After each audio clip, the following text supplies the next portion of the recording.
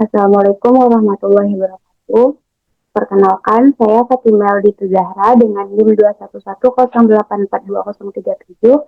Siang ini saya akan mempresentasikan proposal penelitian saya mengenai transisi status kepegawaian dari honorer ke P3K di lingkungan pemerintah Kota Padang Panjang. Sebelumnya, yang saya hormati yaitu dosen pembimbing saya.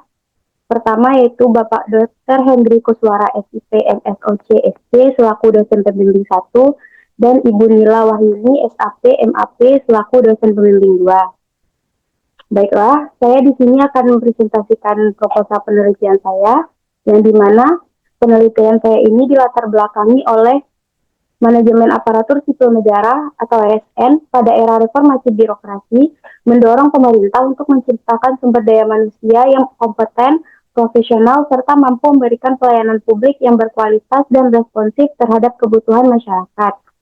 Langkah strategis yang dilakukan oleh pemerintah pusat untuk mewujudkan hal ini yaitu dengan menghapus keberadaan tenaga honorer dan dialihkan menjadi pegawai pemerintah dengan perjanjian kerja atau disingkat dengan P3K.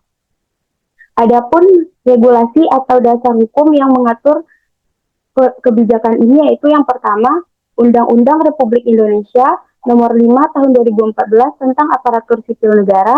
Yang kedua yaitu Undang-Undang Nomor 20 Tahun 2023 tentang Aparatur Sipil Negara.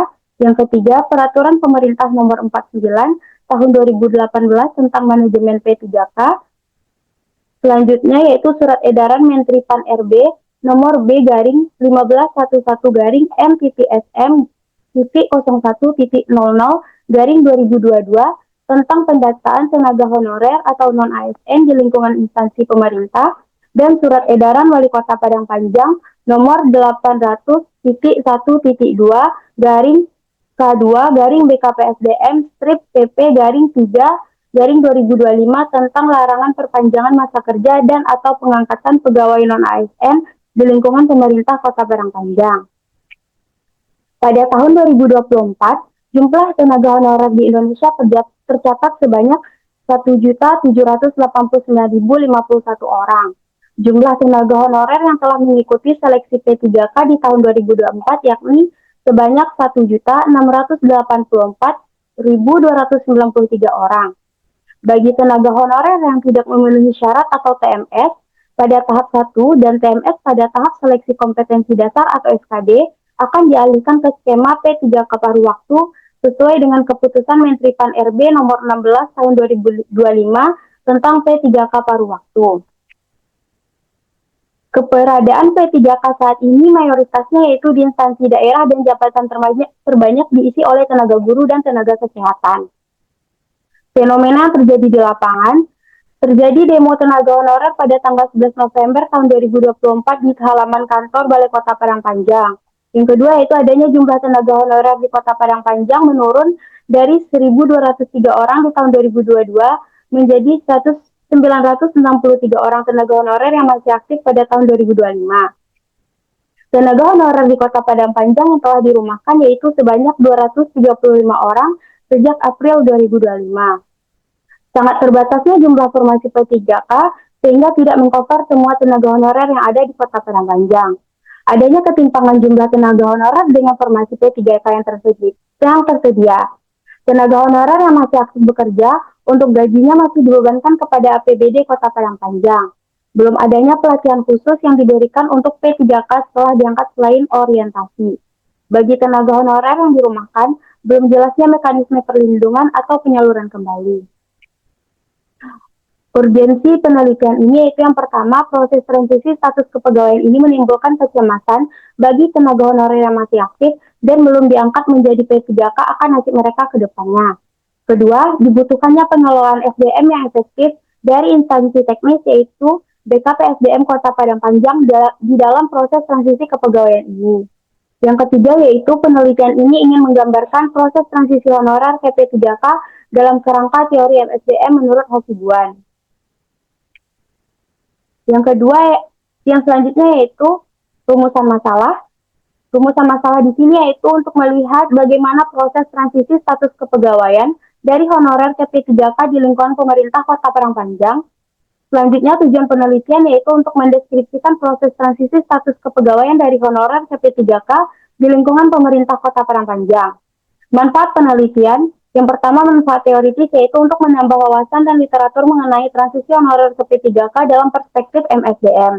Manfaat praktisnya yaitu untuk memberikan rekomendasi bagi instansi pemerintah dalam mengelola SDM pada masa transisi kepegawaian. Untuk studi penelitian yang relevan, yang pertama yaitu ada penelitian dari baik Desia Zizah Desianikita dan Restu Agung Firdaus tahun 2025 tentang analisis kebijakan penghapusan tenaga honorer di lingkungan pemerintah Kabupaten Bangkalan. Yang kedua yaitu penelitian dari Fitri Rija Umami dan Chandra Fitra Arifianto tahun 2024 tentang nasib ASN honorer, tinjauan ketidakamanan pekerjaan. Yang ketiga yaitu Arif Setiawan, Febrian Muharrahmah, Febi Zulmi Ningsih, dan teman-teman tahun 2024 yaitu mengenai analisis pengangkatan P3K di Kota Padang.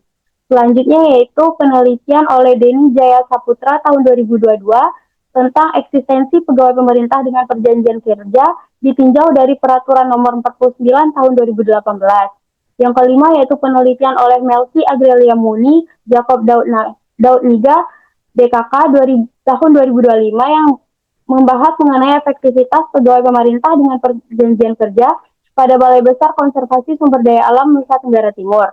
Dan yang keenam yaitu penelitian oleh Luhur Sekuti tahun 2022 tentang penghapusan tenaga honorer dalam perspektif hukum sebagai sarana pembaharuan sosial untuk mewujudkan ASN profesional. Teori yang digunakan yaitu teori MSDM menurut Hasibuan. Manajemen sumber daya manusia adalah ilmu seni yang mengatur proses pemanfaatan SDM dan sumber-sumber lainnya secara efektif dan efisien untuk mencapai suatu tujuan tertentu. Dengan indikator MSDM yaitu perencanaan, pengorganisasian, pengarahan, pengendalian, pengadaan, pengembangan, kompensasi, dan pemberhentian. Selanjutnya yaitu skema pemikiran. Yang pertama yaitu Undang-Undang RI Nomor 20 Tahun 2023 tentang aparatur sipil negara. Selanjutnya yaitu Peraturan Pemerintah Nomor 49 Tahun 2018 tentang manajemen pegawai pemerintah dengan perjanjian kerja.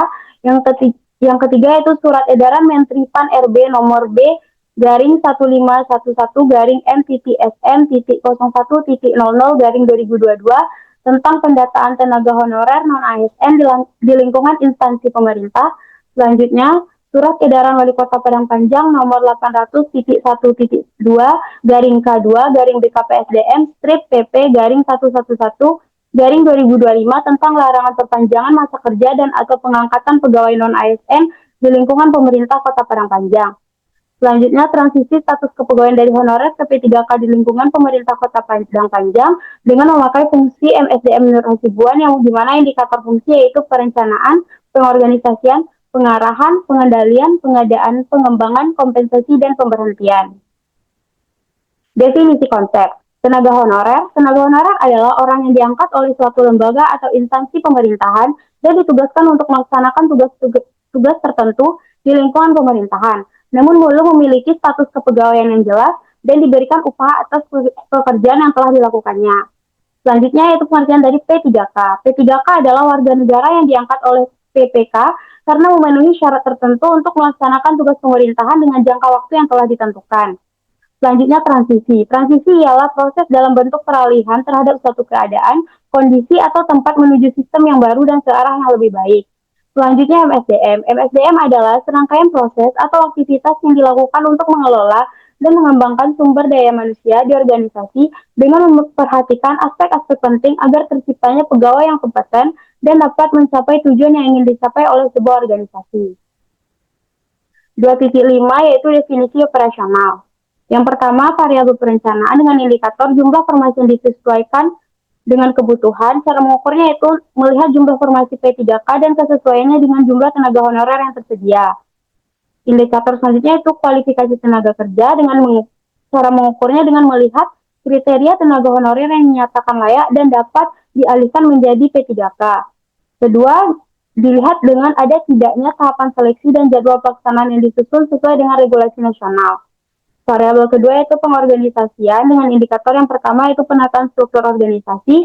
Cara mengukurnya dengan mengamati adanya perubahan struktur kerja.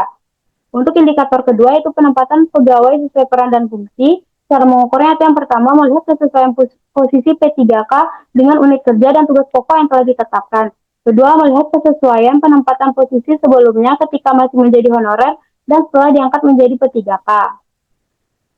Variabel ketiga yaitu pengarahan dengan indikator yang pertama pemberian arahan kepada pegawai. Cara mengukurnya itu melihat adanya kegiatan sosialisasi terkait alur transisi dari honorer ke P3K. Indikator yang kedua itu pemberian pemahaman tentang perubahan status yang diukur dengan cara mengamati bentuk arahan dari pimpinan mengenai proses transisi status kepegawaian ini. Variabel keempat yaitu pengendalian. Indikator yang pertama yaitu pengawasan pelaksanaan transisi diukur dengan cara pertama melihat proses pelaksanaan seleksi P3K diawasi secara adil dan transparansi. Kedua, menelaah kelengkapan dokumen dan keterbukaan informasi dalam proses administrasi, seleksi, dan pengangkatan P3K. Indikator selanjutnya itu evaluasi pegawai yang telah dialihkan diukur dengan cara melihat mekanisme penilaian kinerja setelah status berubah menjadi P3K. Variabel kelima yaitu pengadaan. Indikator pertamanya yaitu proses perekrutan tenaga kerja. Diukur dengan cara yang pertama melihat proses rekrutmen P3K yang dilalui oleh honorer melalui proses CAT atau Computer Assisted Test.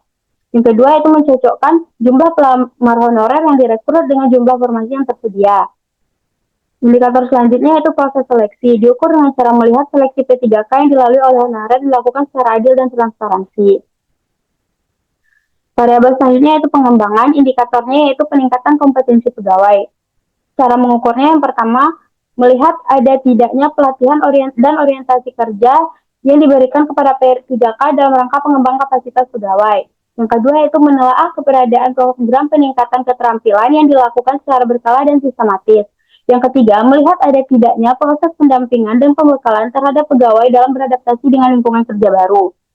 Variabel selanjutnya itu kompensasi, indikator perubahan gaji dengan cara mengukur melihat adanya perubahan gaji atau tunjangan dari honorer ke P3K. Yang kedua, menggali persepsi mengenai keadilan pegawai dan kecukupan kompensasi setelah diangkat menjadi P3K. Variabel yang selanjutnya itu pemberhentian, indikatornya yaitu prosedur pemberhentian pegawai dengan cara diukur melihat prosedur pemberhentian tenaga honorer yang tidak memenuhi syarat administratif maupun seleksi P3K. Meninjau apakah instansi telah menetapkan kebijakan pemberhentian secara tertulis dan adil bagi semua pegawai. Ketiga, melihat sejauh mana pegawai diberikan informasi yang jelas mengenai alasan pemberhentian mereka. Selanjutnya, metode penelitian. Pertama, pendekatan penelitian dan desain penelitian. Metode penelitian kualitatif deskriptif untuk menganalisis transisi status kepegawaian dari honorer ke P3K di lingkungan pemerintah Kota Padang Panjang. Selanjutnya teknik pengumpulan data yang digunakan yaitu yang pertama wawancara, selanjutnya observasi, selanjutnya dokumentasi, dan terakhir yaitu studi literatur. Teknik pemilihan informan yaitu menggunakan teknik purposive sampling. Peranan peneliti berperan sebagai alat utama dan penganalisa dalam mengumpulkan data-data penelitian di lapangan.